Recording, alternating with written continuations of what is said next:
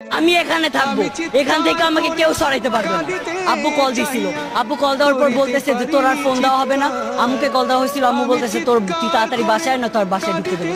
আমি বলছি যে আচ্ছা আমি বাসায় ঢুকবো না, আমি বাইরেই থাকবো, রাতে আজকে বাইরেই থাকবো, 2-3 দিন তুমি চেষ্টা করো না। যতদিন না বিজয় হইতেছে, আমার আজকে ভাইয়েরা কোটার জন্য সুইসাইড করতেছে, আমার ভাইয়েরা চাকরি পাইতেছে না, সুইসাইড করতেছে। কেন করতেছে? আজকে ভাইয়েরা করতেছি, ভবিষ্যতে কি আমরা সুইসাইড করবো না? ভবিষ্যতে আমাদের আমার এই যে বোনেদের ঢাকা ইউনিভার্সিটি ইন্ডিয়ানের বোনেদের এমন ভাবে যে নির্যাতন করলো ছাত্রলীগের পোলাপাইনরা, কেন করছে? কেন করছে? ওদের কি অধিকার যে ওরা গায়ের ওপর হাত তুলবে? আজকে আসার আগে পুলিশ আমাদের ধরছে, ভিডিও আছে আমার কাছে, আব্বুর থেকে ফোনটাই নাম ভিডিওটা ভাইরাল করব। পুলিশে আমাদের হাত ধরছে, কেন? আমাদের গায়ে হাত দেওয়ার ওদের সাহস কিসের আছে? পুরাটা বিশ্বকে জানাই দেন এই যুদ্ধ চলবে চলবে চলবে যতদিন না আমরা জিততেছি। আমি Tanmoy Kumar model high school খিলগাঁওয়ে এবারে 10ম শ্রেণী থেকে মানে এসএসসি দিয়ে বের হইলাম, কবি নজরুলের ফার্স্ট ইয়ার স্টুডেন্ট, অ্যাডমিশন নিলাম।